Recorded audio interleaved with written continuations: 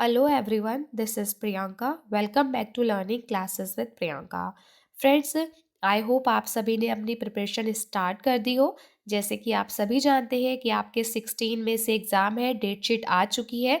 तो चाहे आप थोड़ा थोड़ा पढ़ना स्टार्ट कीजिए, पर जो अपनी स्टडी है वो स्टार्ट कर दीजिए। टॉपिक्स को, थोड़े से कॉन्सेप्ट को समझना क्लियर कर दीजिए, ताकि आप अपनी लैंग्वेज में जो है आसानी से टॉपिक अटेम्प्ट कर सकें। ठीक है, चलिए स्टार्ट करते हैं। तो आज हम 3 बीएड के इम्पॉर्टेंट टॉपिक के बारे में डिस्कस करेंगे। फर्स्ट इज पेट्रियार्की, सेकंड है मैस्कुलिनिटी, फिर है फेमिनिज्म। तीनों टॉपिक इम्पॉर्टेंट है, तीनों टॉपिक आपको इसी वीडियो में मिल जाएंगे।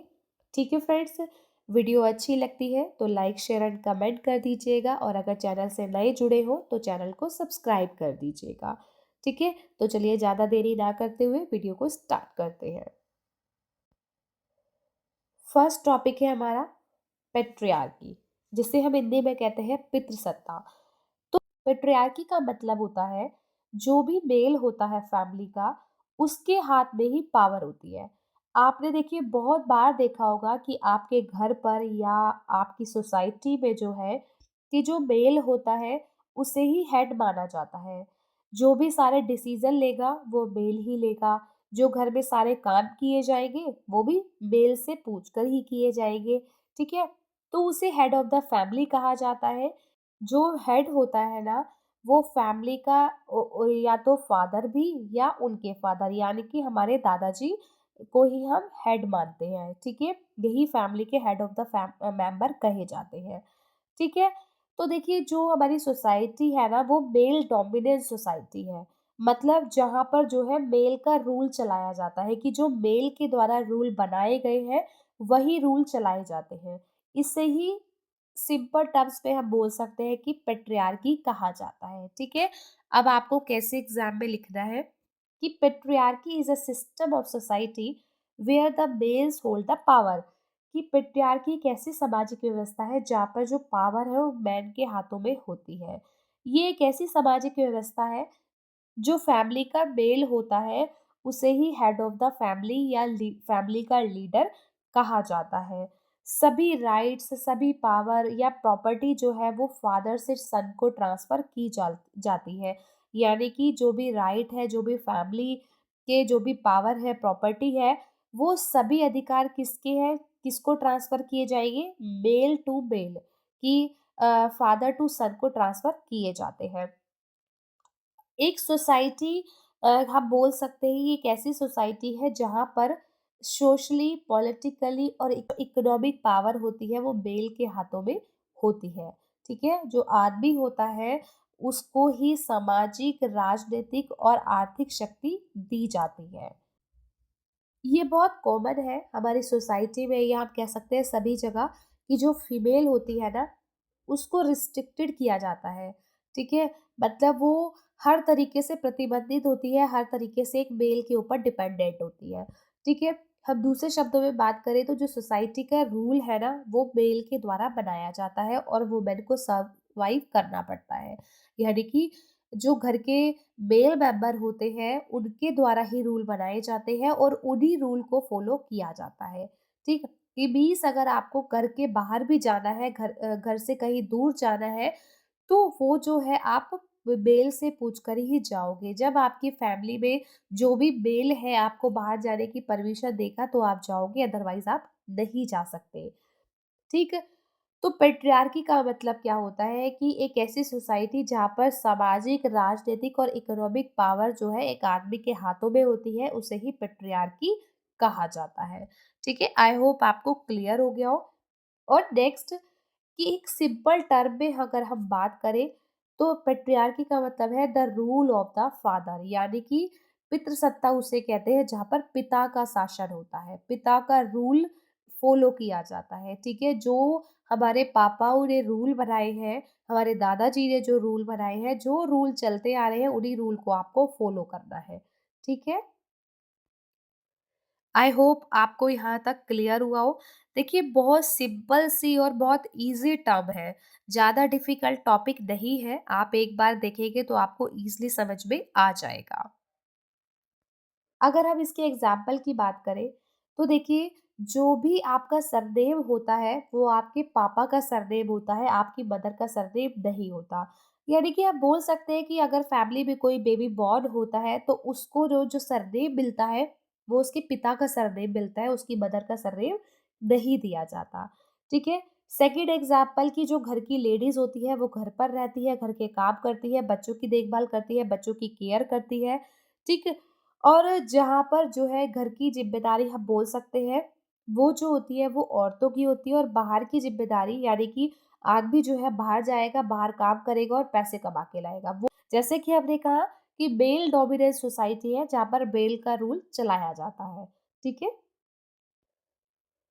नेक्स्ट है मैट्रियार्की, मातृसत्ता। फ्रेंड्स देखिए, ये ना शॉर्ट में क्वेश्चन आता है, इसलिए मैंने आपको शॉर्ट में ही बताया है। ठीक है? पैट्रियार्की का बिल्कुल अपोजिट है कि पैट्रियार्की में जो है पिता का शासन चलाया जाता है, पिता के रूल को फॉलो किया जाता है, और मैट्रियार्की में बिल्कुल अपोजिट, जहाँ पर जो है एक वुमेन की चलती है घर के अंदर।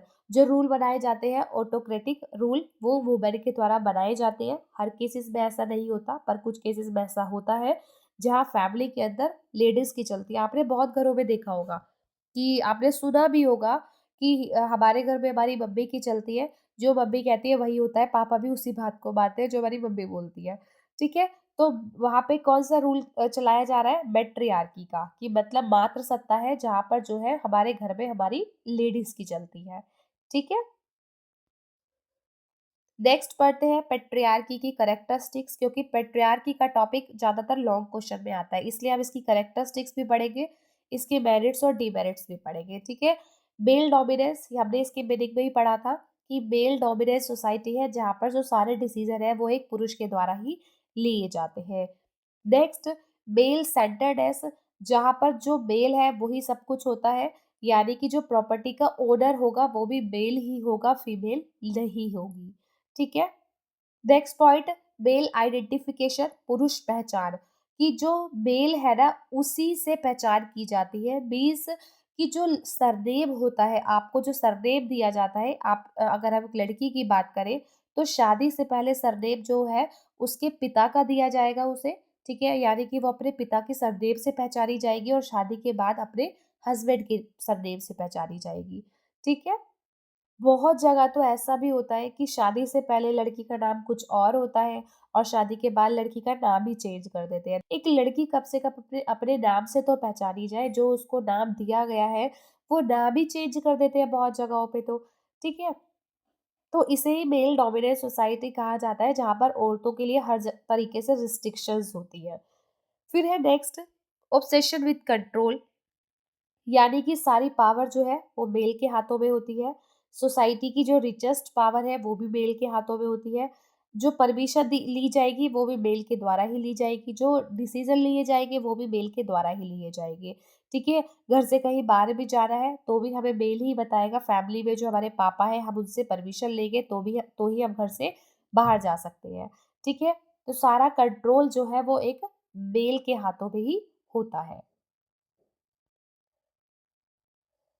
ऑपरेशन ऑफ वुमेन, देखिए दोनों वर्ड अलग है, वो ऑब्सेशन था, ये ऑपरेशन है।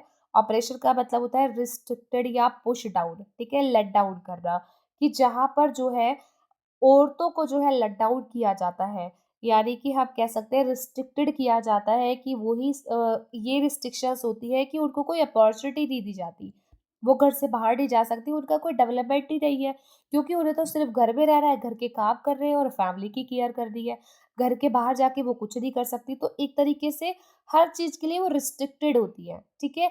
हर औरत जो है आदमियों के ऊपर डिपेंडेंट होती है, ठीक है? मेरिट्स ऑफ पैट्रियार्की, इसके गुण क्या है? पहला गुण तो यही है कि परिवार का नेता जो है पहले से ही तय होता है। सबको पता है कि जो घर का मेल है, वही हेड ऑफ द फैमिली होगा, वही घर का लीडर होगा, तो इसमें कोई झगड़ा ही नहीं होता। ठीक है?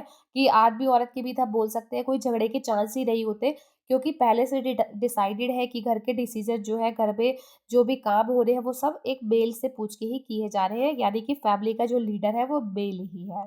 ठीक? सेकंड है कि औरतों के ऊपर कोई सेकेंडरी ज़िम्मेदारी नहीं होती, उनको इसलिए ज़िम्मेदारी दी जाती, उनको ये कहा जाता है जो आपकी प्राइमरी ज़िम्मेदारी है, जो पहली ज़िम्मेदारी है वो ये है कि आप सिर्फ़ घर को सँभालो और बच्चों को सँभालो, ठीक है? कुछ औरतें तो इसी बात में खुश हो जाती हैं अपने कंट्रीब्यूशन से कि हमें फैमिली की ज़िम्मेदारी दी गई है, तो पैट्रियार्की सिस्टम में क्या होता है, कुछ औरतें इसी कंट्रीब्यूशन से अपने आप को वैल्यूएबल फ़ील कराती हैं, ठीक है? नेक्स्ट कि जो मेल है वो हेड ऑफ़ द फैमिली होता है, तो जो फैमिली को डायरेक्शन दिखाता है, यानी कि हम बोल सकते हैं कि जो फैमिली में जो रूल बनाए जाते हैं, वो एक मेल के द्वारा ही बनाए जाते हैं, तो उसी रूल पर सब चलते हैं, उसी को सब फ़ॉलो करते हैं। तो किसी और सेकंड पर्सन की कोई रोल ही नहीं है, ठीक है? तो इसलिए डायरेक्शन जो है वो फैमिली को एक मैन ही दिखाता है। अब पढ़ते हैं डेमेरिट्स क्या है? तो डेमेरिट्स यही है कि पैट्रियार्की सिस्टम में देखिए कोई भी रिगार्ड नहीं मिलता महिलाओं को, ठीक है? तो पहला तो यही है कि वो डिसरिगार्डेड होती है, ठीक है? उनको इक्वली स्टेटस नहीं मिलता, इक्वली ट्रीट नहीं किया जाता, कोई अपॉर्च्युनिटीज़ नहीं दी जाती, ठीक है? थर्ड क्या है पैट्रियार्की सिस्टम में जो वुमेन है वो कंप्लीटली नेग्लेक्ट की जाती है। उनका कोई डेवलपमेंट नहीं है, डेवलपमेंट ब्लॉक्ड होता है उनका। क्योंकि उनके पास और तो कुछ है ही नहीं ना कि उनको ये कहा जाता है कि प्राइमरी रिस्पॉन्सिबिलिटीज़ क्या है आपकी कि आप सिर्फ़ घर पर रहो और घर के काम करो, बच्चों को देखो, ठीक है? तो वो ना आगे कुछ कर सकती है, ना आगे बढ़ सकती है, उनका कोई डेवलपमेंट नहीं है, उनको हर तरीके से नेग्लेक्ट किया जाता है।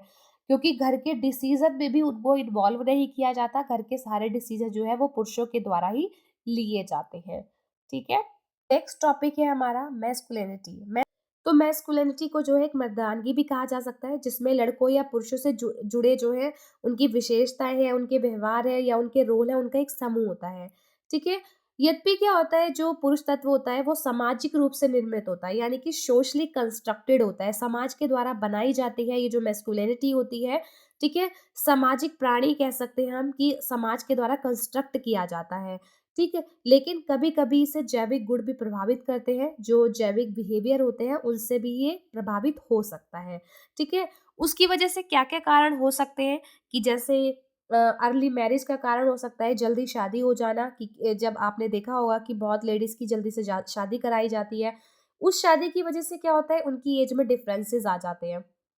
कितनी जगहों पे या हमारे जो दादाओं के टाइम पे ऐसा होता था कि जो हमारी दादा हैं उनकी एज बहुत ज़्यादा होती थी और हमारी दादी की एज बहुत कम, कम से कम 10-10 15 साल का डिफरेंस होता था, ठीक है? डोरी रीज़न हो सकता है, अग्रेसिव नेचर का रीज़न हो सकता है, क्योंकि आपने देखा होगा ना बहुत जल्दी गुस्सा आ जाता है, तो पुरुष तत्व है ये कि उसमें बहुत जल्दी गुस्सा आ जाना, मेल डोमिनेंस है। हम बोल सकते हैं जो हमारी सोसाइटी है ना, वो पुरुष प्रधान देश है ना?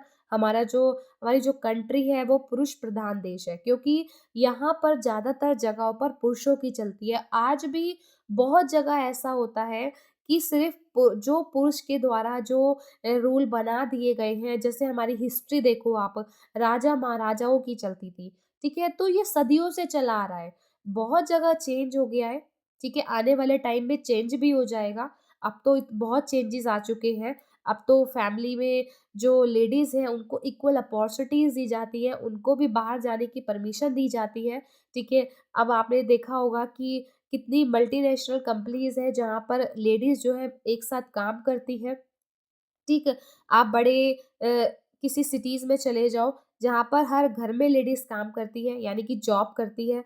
तो अब क्या है चीज़ें बदल रही हैं, लेकिन काफ़ी टाइम से ये चलता आ रहा है। बहुत घरों में आज भी ऐसा है कि जहाँ पर जो है सिर्फ़ पुरुषों की चलती है, ठीक है? नेक्स्ट इसकी पढ़ते हैं कैरेक्टरिस्टिक्स जहाँ पर जो है गुणों का समुच्चय होता है, विशेषताएँ होती हैं, जो हमारी विशेषताएँ उनको सेट किया जाता है। सामाजिक मानदंडों पे आधारित होता है ये, सामाजिक भेदभाव होता है आपस में इसकी वजह से, ठीक है? ये पितृसत्ता से प्रभावित होता है क्योंकि हम पढ़ रहे हैं कि मर्दानगी जिसे हम कह सकते हैं, ठीक है? तो इसकी वजह से क्या होता है ये पितृसत्ता से प्रभावित हो जाता है और अपेक्षित भूमिकाएँ होती हैं, ठीक है? पुरुष टॉपिक इज़ फेमिनिज़्म यानी कि नारीवाद। तो नारीवाद में देखिए ये कहा गया था कि जो हमारे घर की औरतें होती हैं उनको इक्वल राइट्स दिया जाए, उनको पुरुषों के समान जो है अधिकार मिलना चाहिए, ठीक है? नारीवाद हम बोल सकते हैं कि एक ऐसा टर्म थी, ऐसा एक आंदोलन था जहाँ पर औरतों के लिए लड़ाई की गई थी, औरतों ने ही लड़ाई की थी कि हमें भी पुरुषों के समान अधिकार मिलना चाहिए, ठीक है? हमें भी पहचान मिलनी चाहिए, तो feminism is the believe that women should have equal rights to man, कि नारीवाद एक ऐसी मान्यता है जहाँ पर महिलाओं को पुरुषों के समान अधिकार होना चाहिए। In consequence the feminist movement fight for equal rights and opportunities for women. तो देखिए, नारीवाद आंदोलन में क्या हुआ था कि महिलाओं के लिए समान अधिकार और अवसरों के लिए फाइट की गई थी।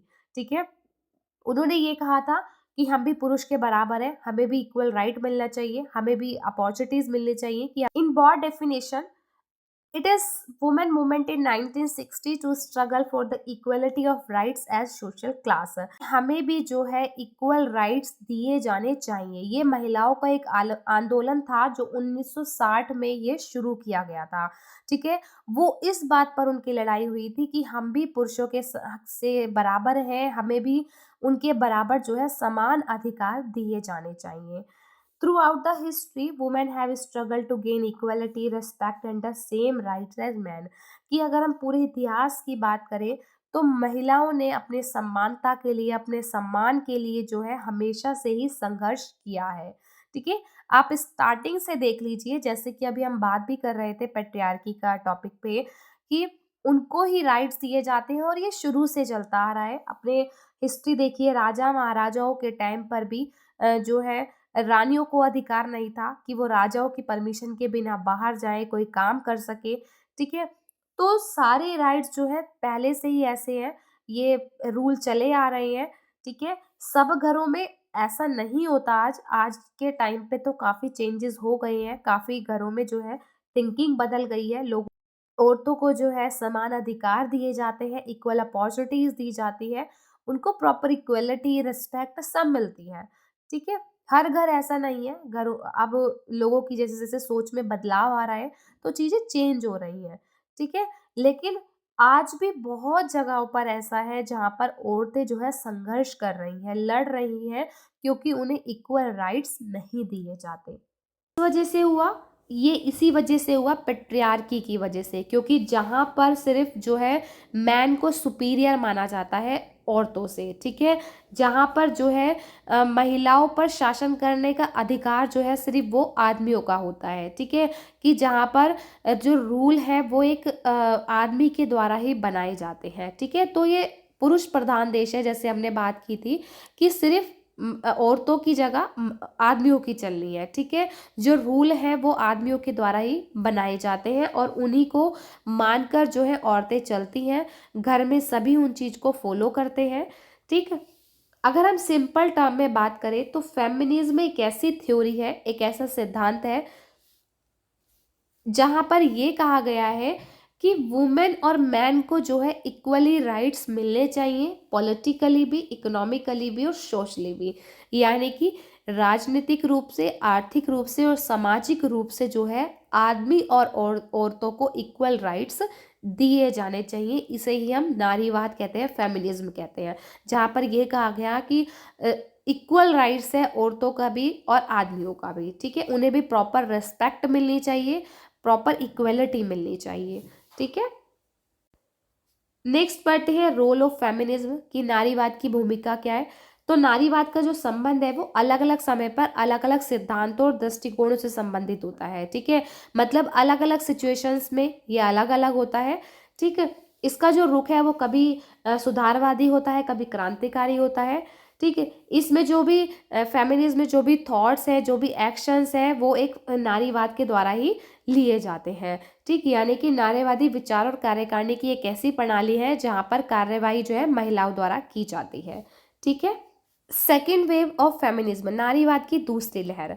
तो नारीवाद की दूसरी लहर में क्या था कि 1963 में ब्रेटली रीडर्स के द्वारा ये दूसरी लहर जो है चलाई गई थी, जिसमें उन्होंने अपनी पुस्तक के माध्यम से जो मध्यम वर्ग की महिलाएं होती हैं, यानी कि जो मिडिल क्लास की जो वुमेन है, उनको दर्शाया था।